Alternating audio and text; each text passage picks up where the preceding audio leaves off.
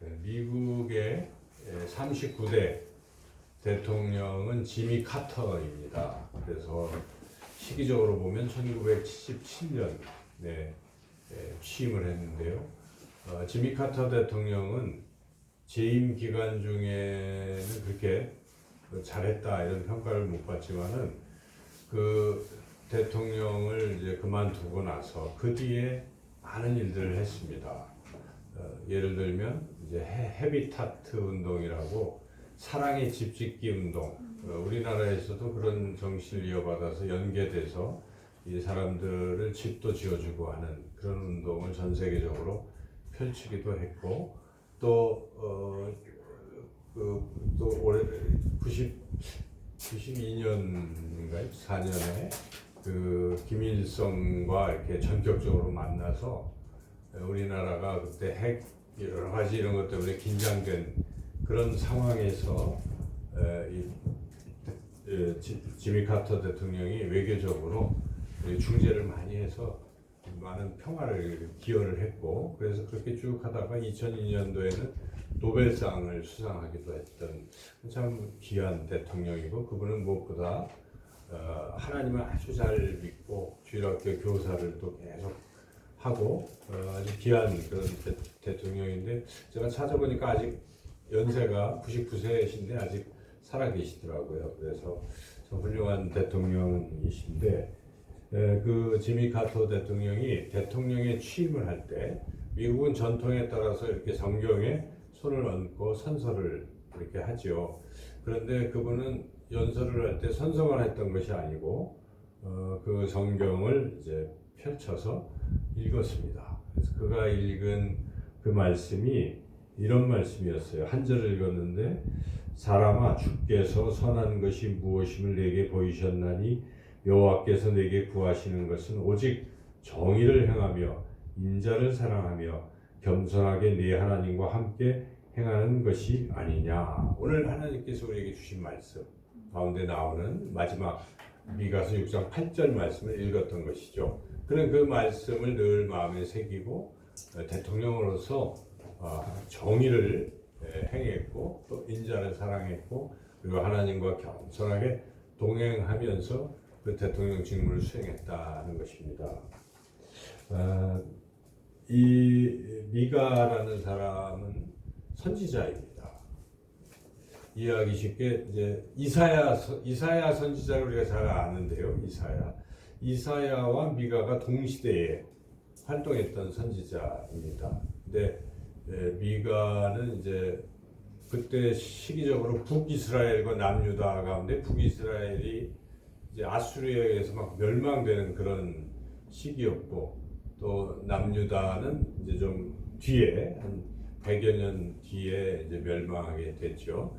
근데 그때 북이스라엘이 멸망되는 그런 과정이었기 때문에 이 남유다는 정신 차려야 되기 때문에 이제 그 하나님의 말씀을 전할 때 회개하라 하는 것이죠. 회개하지 아니하면 똑같이 망한다는 것입니다. 그래서 죄에서 돌이키라. 그 죄는 그들이 하나님의 은혜로 쭉 살아왔음에도 불구하고 하나님을 잊어버리고, 또 하나님을 잘 섬기지 않고 하나님 대신 우상을 섬기거나 이런 일들을 벌였고, 또 하나님을 진노케 하는 것은 무엇이냐면 가난한 사람들, 이런 사람들을 막 학대하고, 그러니까 정의가 사라진 것이죠.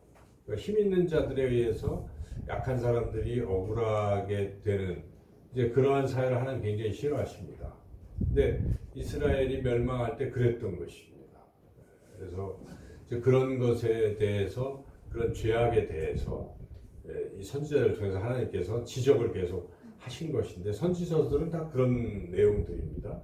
미가서도 그런 내용이에요. 그래서 미가서가 총 7장으로 되어 있는데 3개로 이렇게 쭉 나뉘어 있습니다. 그래서 1, 2장에는 북이스라엘 아직 멸망하지 않은 상태이기 때문에 북이스라엘이든 남유다든 다 회개하라. 그렇게 하면은 멸망된다. 이제 그렇지만은 하나님께서는 사랑이시라 그런 가운데서도 남은 자들이 있습니다. 멸망된 사람 다 멸망되지만 그 가운데서도 신실한 사람들은 하나님께서 남은 자들은 회복시키실 것이다 하는 것을 선지자를 통해서 이제 전해 주심으로써 사람들이 희망을 가지고 하나님을 계속 섬기는 거죠.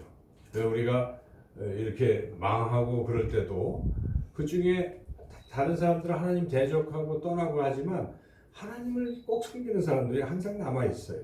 그래서 그런 사람들은 하나님이 다시 회복시키실 것을 선지자를 통해서 주심으로써 그 사람들은 그런 환난과 역경 속에도 견디게 하신 것입니다. 그 남은 자 사상인데 이제 그런 내용이 있고 3장에서 5장까지는 대표적으로 누가 이렇게 잘못하고 있는가, 종교 지도자들 또 이 권력자들이 회개하지 않고 계속 그런 짓을 하고 있었기 때문에 하나님께서는 미가를 통해서 그런 사람들에게 특별하게 또 아주 강력하게 회개를 촉구하는 내용이 3장에서 5장까지 나옵니다. 그리고 이제 우리가 읽은 이 6장, 7장 이 부분은 이제 특별히 남유다 백성들을 향해서 아주 집중적으로 회개해라, 따라가지 말고 회개하라 하는 것을 촉구하는 그런 말씀입니다. 그래서 정말 하나님께서 하나님의 백성인 이스라엘 백성에게 무엇을 원하시는지, 어떻게 살아가야 될지를 원하시는지를 말씀하는 것이죠. 6장이 이제 그런 내용인데 우리가 읽었지만은 하나님께서는 이 이스라엘 백성들이 잘못했다는 것을 마치 법정에서 변론하듯이 지금 변론하고 계신 것입니다. 1절에서 변론하고 또 옆에 쭉 그 증인들처럼 산드라 뭐 이렇게 쭉 얘기도 하고 말씀하시면서 그들이 자기네들이 잘못한 것이 없다라고 그렇게 이야기를 하고 있지만 잘못했다는 것을 이제 두 가지로 말씀하시는데 하나님이 얼마나 이스라엘 백성을 이렇게 사랑하시고 했느냐 하는 이제 그런 얘기, 애굽에서부터 인도하시던 그런 것들을 이제 쭉 기억하라 하면서 이렇게 하나님이 얼마나 그들을 잘 했느냐 하는 그런 것이죠. 내가 너희들을 괴롭힌 적이 있었느냐? 그런 적이 없고 나는 너희들을 종노릇하던 애굽에서 인도하여 내고 여기까지 인도해냈느니라. 이제 그것을 말씀하심으로써 그들이 지금 그것을 은혜를 잊어버리고 잘못하는 것을 이제 질책하는 이런 말씀이죠. 그러면서 이 말씀을 이제 했을 때 이스라엘 백성이 그 말씀을 듣고 대답을 하기는 했어요. 뭐라고 대답을 했냐면 6절, 7절에 이제 하나님 앞에 예물도 드리고 이걸 하겠습니다 하는 식으로 이제 했죠. 그래서 뭔가 제물을 드리겠다 했지만 하나님께서는 그게 아니라는 것입니다. 너희들이 뭐 제물을 드린다고 그게 다가 아니라는 것입니다.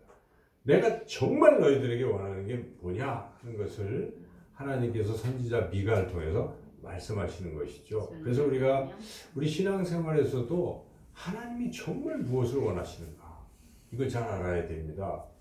이걸 잘 모르니까 그냥 하나님께 우리가 헌금만 드리면 다 되는 걸로 이렇게 생각할 수도 있어요. 신앙이 그러면 신앙생활 끝 이렇게 그게 아니라는 것이죠. 하나님은 그것보다도 더 원하시는 게 있다 하는 것입니다.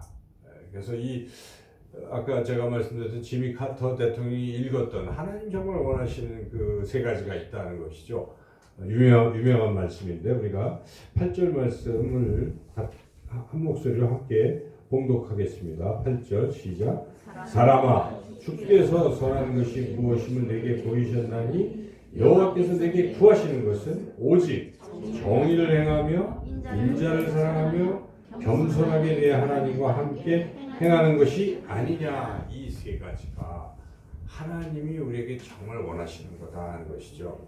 우리는 정말 하나님을 기쁘시게 하려고 신앙생활을 하고 있습니다. 여기서 예배드리는 여러분, 저와 여러분은 오늘도 이렇게 나와서 예배드리는 이유가 무엇이겠습니까? 하나님을 기쁘시게 하려고 우리가 예배를 드리고 있는 거 아니겠습니까? 우리가 부모님의 사랑과 은혜에 감사한 사람들은 어떻게 내가 부모님을 기쁘시게 해드릴까? 이런 마음을 가지고 하는 것과 똑같은 거죠. 그래서 우리가 이렇게 하나님을 매주 예배를 통해서 섬기고 하나님 기쁘시게 하려고 하는 것인데 하나님께서는 그것도 참 기뻐 받으시는 것이지만은 그런데 하나님은 우리 삶 전체가 하나님 앞에 온전히 드려지기를 원하시는 것입니다. 그래서 거룩한 산제물로 하나님께 드리라고 사도 바울은 그렇게 은혜 받은 사람들에게 권고하고 있지 않습니까? 로마서 10장 1절에 그렇게 하나님은 그런 우리의 삶 전체를 받기를 원하시는데 우리가 살아가면서 주일날 예배드리고 일주일 동안 살아가면서 어떤 삶을 살아야 하나님을 기쁘시게 할 수 있을까? 오늘 이 본문 말씀을 통해서 우리가 다시 한번 은혜를 나누고자 합니다. 첫째는 무엇입니까? 오늘 말씀에 정의를 행하며 이렇게 나와 있지 않습니까? 그러니까 하나님이 우리에게 원하시는 것은 정의를 행하라는 것인데 이게 세 가지를 요구하시면서 맨 처음에 나와 있기 때문에 제일 중요한 것입니다. 강조하는 것이죠. 맨 처음에. 그러니까 이게 굉장히 중요한 건데 우리 신앙인들이 이 부분을 많이 놓치는 겁니다. 하나님 분명히 정의를 행하라고 말씀하고 있습니다. 정의를 행하라는 것이 무슨 뜻이겠습니까? 정의. 정의는 개인적으로 본다면 그거예요. 항상 바르게 살아가야 돼요. 어떤 것을 판단할 때도, 어떤 것을 이렇게 행할 때도 항상 생각을 하잖아요. 우리가 이렇게 하면 이것은 불의한 일일 거야 라고 생각할 수도 있지 않습니까? 그럼에도 불구하고 내 눈앞에 작은 이익 때문에 그걸 뭐 해버리면 그거는 정의롭지 못한 것입니다. 정의라는 것은 바른 것이고 그리고 또 우리가 좀 더 피부에 와닿게 느껴지는 말이라고 한다면 정직한 거예요. 이게 쉽지 않습니다. 정직해야 되는데 어떤 경우에는 정직이 사라질 수가 있어요. 이렇게 하면 내가 또 완전히 손해보는데 큰일 나는데 이런 걱정이 있을 때는 슬그머니 거짓말을 하는 겁니다.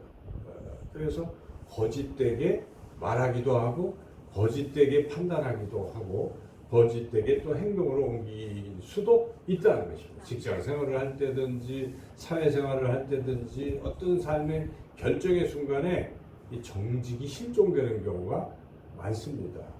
사람들이 사는 게 다 그런 거지 조금씩 거짓말하고 살아도 돼?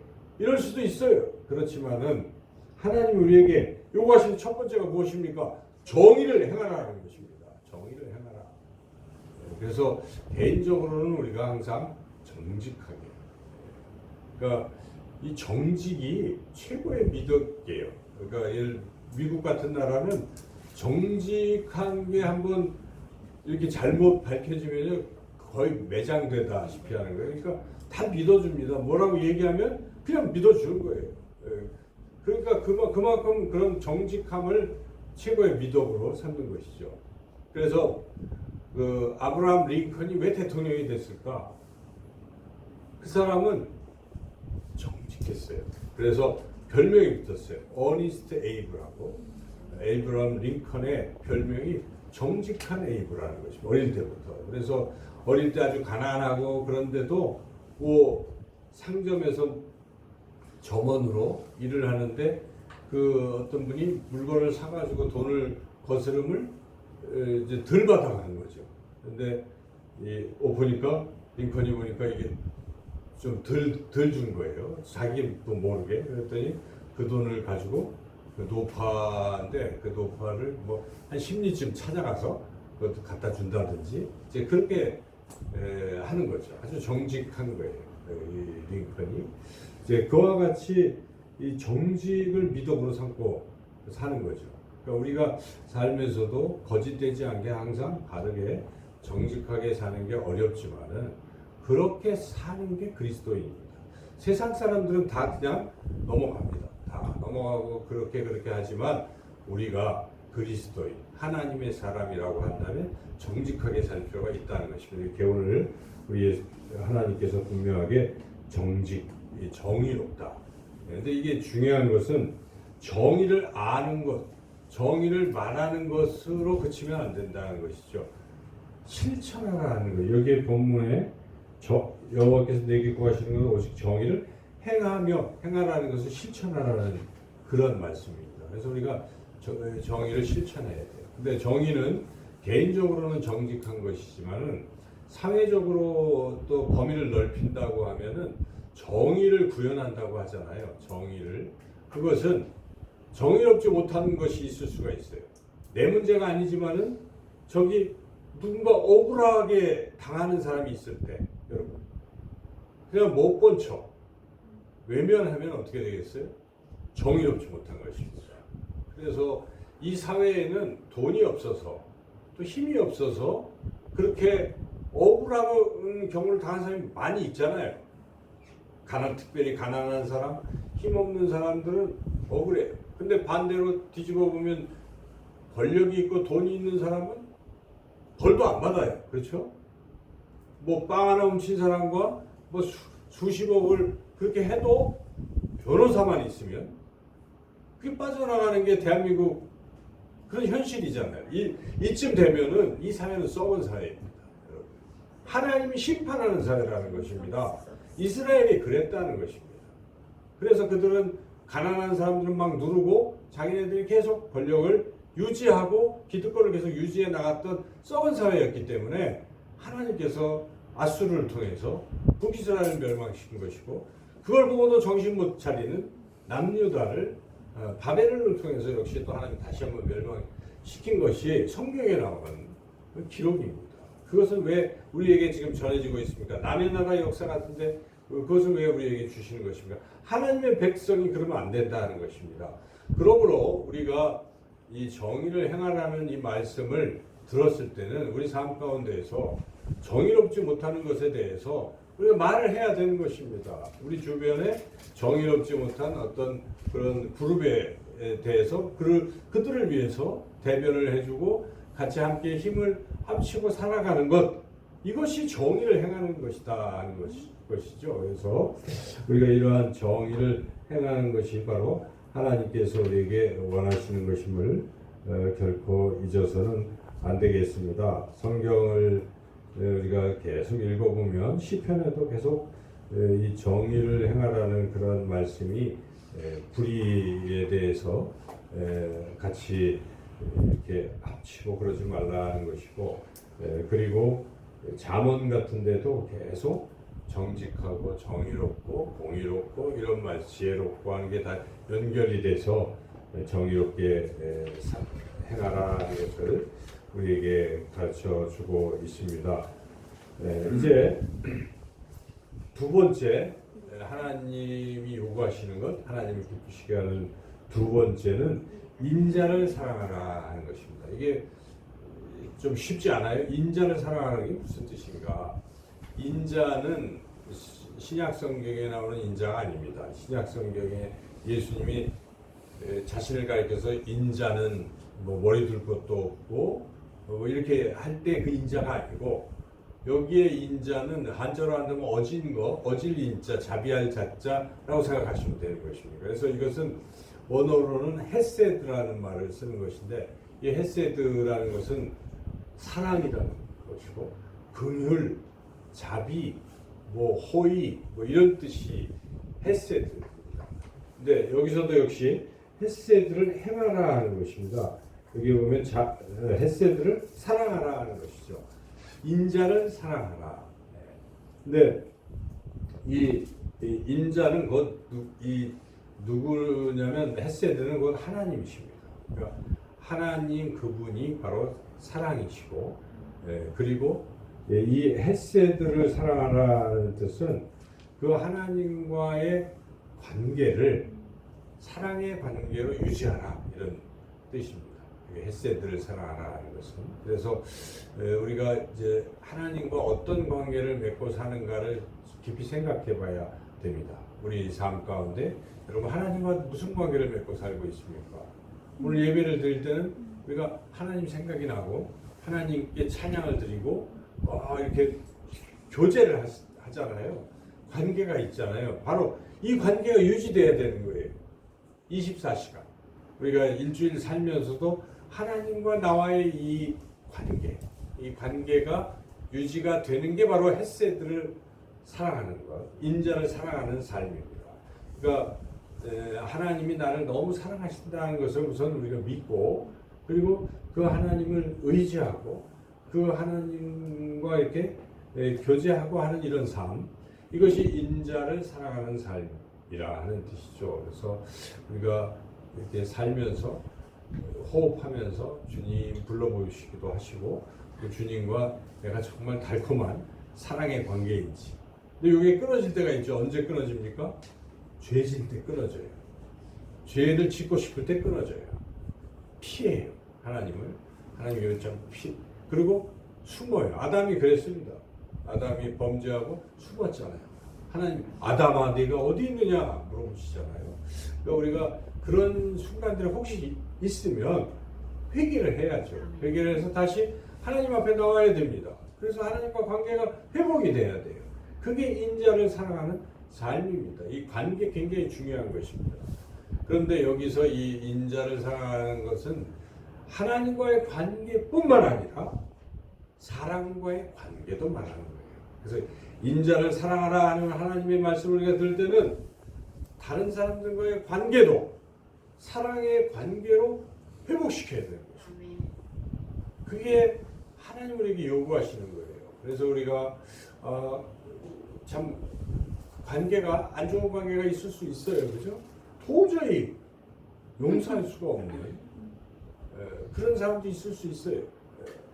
계속 그러면 계속 나를 괴롭히면 그런 마음이 들기도 하지만 그렇지만 예수님은 원수도 사랑하라 말씀하셨고 너희가 나와 원수가 되었고 너희가 계속 대적했지만 사랑한다는 것입니다. 이 헤세드는 하나님께서는 이스라엘 백성도 그렇게 배신을 하고 해도 여전히 사랑하십니다.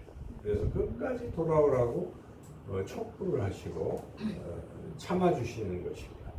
그러므로 우리가 혹시 껄끄러운 상대가 있고 직장에서 계속 괴롭히는 상대가 있을지라도 기도하고, 그러니까 기도가 필요합니다.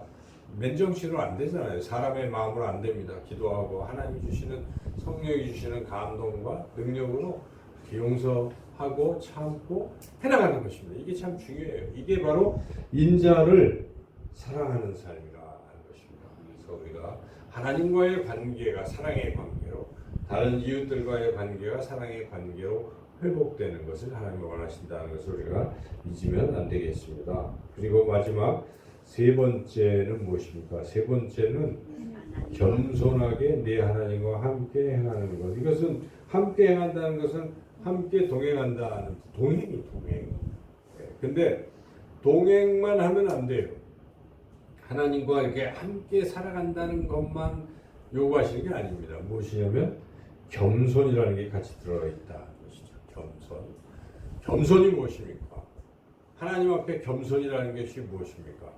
하나님 앞에서 나는 아무것도 아니다라고 심령이 가난한 심령, 애통하는 심령, 이런 것들이 겸손한 것입니다. 하나님 앞에서도 나 할 수 있어요. 하나님 걱정하지 마세요. 제가 다 알아서 합니다. 이거는 겸손하지 않은 것이죠. 교만한 것이죠.